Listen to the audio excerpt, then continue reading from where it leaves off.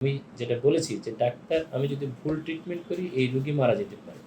আর জনগণের দায়িত্ব হচ্ছে সঠিক নেতৃত্ব যাচাই করা। সঠিক নেতৃত্ব না আসলে ওই জনপদ ধ্বংস হয়ে যায়। শহীদ সালাউদ্দিন তিনি একটা কথা বলে গেছেন যে, "কুত্তায় লেজ নাড়ায়, আর এখন হইছে লেজে কুত্তা নাড়ায়।" সত্যিকারের রাজনীতিক যে স্থিতিশীলতা সেটার জন্য আসার আহ্বান করব।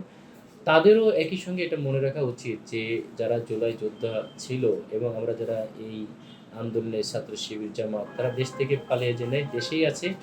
যারা এই স্বপ্নটাও দেখছে যে সব শেষ করে দেবে সেই ফ্যাসিস্টের আমলে। তো যাদেরকে ক্ষমা করছে তারা সাধারণ নাগরিক তাদেরকে হয়তো মাফ করছে বিদেশে চলে গেছে। কিন্তু যারা আবার অতি উৎসাহে এটা পালন করতে যাবে তারা পালানোর সুযোগ পাবে কিনা নাকি শ্রীলঙ্কার মতো তাদের অবস্থা হবে শ্রীলঙ্কার যে রাজনীতিবিদ সেটা তাদেরকে ভেবে দেখার জন্য আমরা অনুরোধ রাখবো। আচ্ছা, লাস্ট প্রশ্ন হলো যে আপনার প্রতিদ্বন্দ্বী মনোনীত বা সম্ভাব্য প্রার্থী ছিল আমদানি প্রমাণ পার্থ, তাকে সরিয়ে তারেক রহমানকে প্রার্থী করা হয়েছে এখন দেখলাম আমরা। এটা কি আসলে ফেল করার মতো হয়ে যাবে? তো আসলে আমরা এত কিছু বলতে যাব না। একটা দল কেন চেঞ্জ করছে সেটা তাদের স্ট্র্যাটেজি, তাদের কোশ্চেন করতে হবে। কিন্তু আমরা জনগণের জন্য রাজনীতি করি, মানুষের অধিকার আদায়ের রাজনীতি করি। বাংলাদেশে সেই জন্মলগ্ন থেকে কিছু পরিবারতন্ত্রের মাধ্যমে আমলাতন্ত্রের মুখে বন্দুক রেখে তারা একেবারে স্বৈরতন্ত্রকে এস্টাবলিশ করছে, গণতন্ত্র নাই। আমরা এই গণতন্ত্র পুনরুদ্ধারের জন্যে সর্বোচ্চ সংগ্রাম করে যাচ্ছি। আমাদের হাদি ভাই গেছেন, আমাদের নেতৃবৃন্দ শহীদ হয়েছেন। আমরাও শহীদি তামান্না নিয়েই এই রাজনীতি করি। আমাদেরকে যেতে হবে, প্রয়োজনে আমরা চলে যাব। কিন্তু এই দেশের মানুষের অধিকার আদায়ের সংগ্রাম থেকে আমরা পিছু পা হব না। আল্লাহ তাদের পরিণতির ব্যাপারে আল্লাহই সিদ্ধান্ত ভালো জানেন। যারা আমাদেরকে এই ময়দান থেকে সরানোর পরিকল্পনা করছে, একটা দলের পরিণতি কি হয়েছে দেখেছে। ভবিষ্যতে আমরা মনে করি এই দল আবার যে পথে হাঁটছে, জাতি তাদের প্রতিদান আগের দলের থেকে ভয়াবহ আকারে ফেরাই দেবে। সাধারণ মানুষ দেবে। আমাদের কিছু করা লাগবে না ইনশাআল্লাহ। আমি একসঙ্গে তো রাজনীতি করে তারা করে। আমি একসঙ্গে চাচ্ছি যে যারা একাডেমিক্যালি সাউন্ড, যারা প্রফেশনালি সাকসেসফুল এবং যারা পলিটিক্যালি সাকসেসফুল তারাই ভবিষ্যতে সংসদে যান। মানুষ যদি নিজে দাঁড়াতে না পারে, নিজে যদি অন্যের উপর নির্ভরশীল তাহলে লক্ষ লক্ষ মানুষের জন্য কি করবে?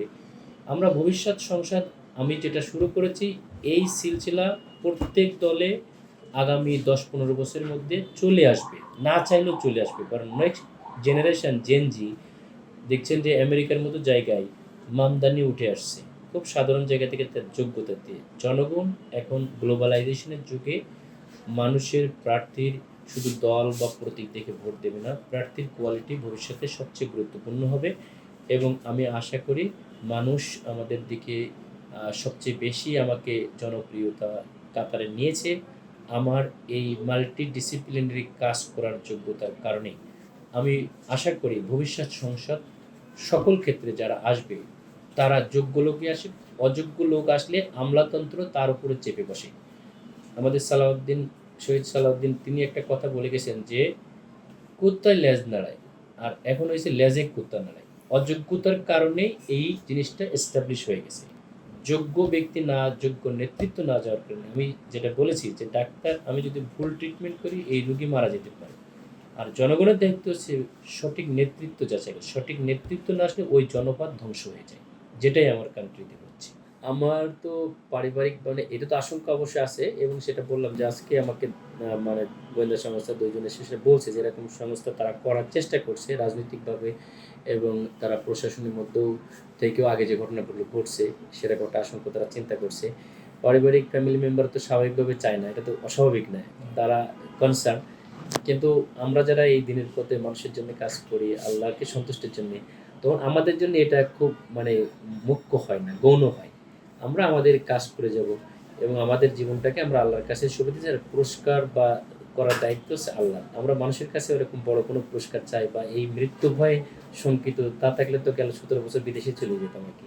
তখন আমরা যাই নাই। এখন অনেকে এসে দেখছে, হ্যাঁ, হয়তো আমি মারা যাবো। কিন্তু এই জাতি তাদেরকে ক্ষমা করে না। আজকে ১৫ বছর পরে, ২০ বছর পরে জাতি তাদের অবশ্যই তার যে পাওনা, তার যে প্রতিশোধ সাধারণ মানুষ দিবে ইনশাআল্লাহ। এবং আমরা সবসময় সম্মানিতই হব। আল্লাহর কাছে হব, ইহকালেও হব। আল্লাহ আমাদেরকে যথেষ্ট সম্মানিত করেছেন। আশা করি পরকালেও আমাদেরকে সম্মানিত করবেন ইনশাআল্লাহ। শুকরিয়া। মানুষের লাইফের প্রত্যেকটা জিনিসই গুরুত্বপূর্ণ। তো এই ক্ষেত্রে আমার পেশেন্টের দোয়া, যেমন আমার এই যে ১৫ বছরে আমার বাসায় ৪ বার পুলিশ অ্যারেস্ট করতে আসছে। কিন্তু ফরচুনেটলি আমার বাসা থেকে তারা লাস্টলি কেন জানি মানে লাস্টলি চলে যায়। এটা আমি মনে করি আমার কোনো পেশেন্ট ২৪ বছর পরে প্রেগন্যান্সি আসছে, কেউ আসে ১৬ বছর পরে, কেউ ১৫ বছর পরে, কেউ ১০ বছর পরে। আজকে আপনারা দেখবেন এখানে প্রায় ১০০ প্রেগন্যান্সি। তো এরকম হাজার, হাজার মানুষের বন্ধ্যাত্ব লাইফ থেকে আল্লাহ আমার মাধ্যমে তাদের বাচ্চা তাদের কোলে দিয়েছে এবং তারা ২৪ ঘন্টায় আমার জন্য দোয়া করে। অনেক সময় পেশেন্ট দেখবেন বলবে যে তারা তাহাজ্জুদ নামাজ পড়ে আমার জন্য দোয়া করে। তো মানুষের আমি যেহেতু মুসলমান আমি বিশ্বাস করি ভাগ্যে। তো এই ভাগ্য মানুষের দোয়ার কারণে অনেক সময় পরিবর্তন হয়। তো মানুষের এই যে দোয়ার কারণে আমার মনে হয় এইগুলো আমার বিভিন্ন বিপদ থেকে আল্লাহ আমাকে সেভ করছে মহান রব। তো আমি আমার প্রফেশনটাকে আমি ধরে রাখবো শুধু মানুষের এই দোয়া ভালোবাসার জন্যই। এবং এই কারণেই মানুষের ভালোবাসা, মানুষের দোয়ার কারণেই আমি এটা ব্যালেন্স করতে পারি বলে আমার মনে হয়। আমি আশা করি ভবিষ্যতে আ টিম ওয়ার্ক যেটাকে বলে। অনেকে আছে যে আমাদের মধ্যে আরেকটা কারণ হচ্ছে যে যারা কাজ করে তারা শুধুমাত্র এককভাবে করতে চায়। যেমন ধরেন আমি কাজ করি ৫ জন ডাক্তার আমার সঙ্গে ১০ জন ডাক্তার কাজ করছে। অনেকে আছে এই ডাক্তারের পরিবর্তে তারা শুধুমাত্র নরমাল টেকনোলজি বা নরমাল ভাবে চালাতে চায়। তারা এককভাবে সবকিছু করতে চায়। তারা কিন্তু বড় আকারে করতে পারে। যখন আপনি বিশাল আকারে করবেন তখন আপনাকে টিম স্কিল ম্যান পাওয়ার তৈরি করে দিতে হবে। আমি সেটাই করেছি এবং আমার এটা স্মুথলি চলছে আল্লাহর রহমতে। ইনশাআল্লাহ আরো এটা বৃদ্ধি পাবে। ঠিক